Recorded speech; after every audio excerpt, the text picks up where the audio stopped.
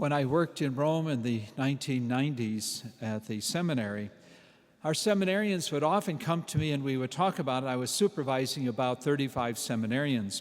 And it often came up, and sometimes I brought it up. I said, what do you do when you see all the beggars? What do you do when you see them going into a church? And they wear the Roman collars, so they'll call them padre, padre, something to take for some money for them. And so it was really interesting listening to seminarians. Eventually, I got two stories coming out. It's very interesting. They're very perceptive.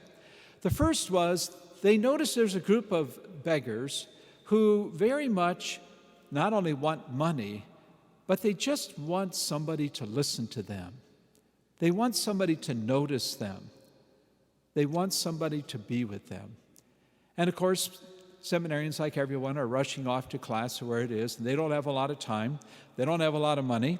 And so, in fact, a lot of times, they didn't give money, but they would stop. And they would find out the person's name, and they'd find out just a little bit about them, and then sometimes have a little prayer, and then they would go to class or where it might be. But there was another group of beggars, and this is a much harder group. This group, there was no personal contact other than just asking for the money or the little container for the coins and the lire that would be put there, the euros. And there was a different story. There was no contact, no desire for contact. It's as if that group of people had lost hope. They were just there. They hoped they would get enough for the day, so to speak, but that was it. Seminarians learned a lot just about that. What they could give financially, and some planned each day, who they're going to be giving, others just giving a little bit of time.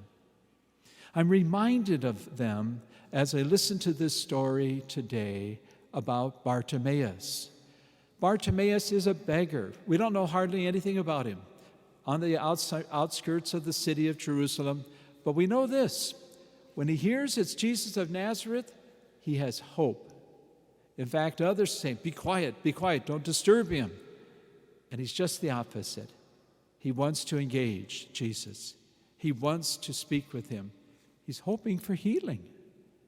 And this man is able to be healed. Jesus recognizes this in him right away when he says, Master, I want to see. See, yes, with his eyes, but there's more than that. Because Jesus is not just about curing eyes and ears and tongues and what it might be. He's concerned about a relationship with the Father. And he says that, in effect, go your way, your faith has saved you. And so this morning, I'd like to invite you just to pray for anyone you know who, in effect, is saying, Master, I want to see. They've got some hope, but they don't know how it's going to be. They're willing to try. They're looking for some way God is in their life. And let's pray for them. Let's pray for whoever it might be. We know there's another group of people who don't even have hope, and there's another story.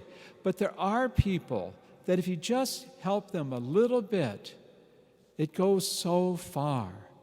And sometimes what we think is so little can be so much if it's done with faith.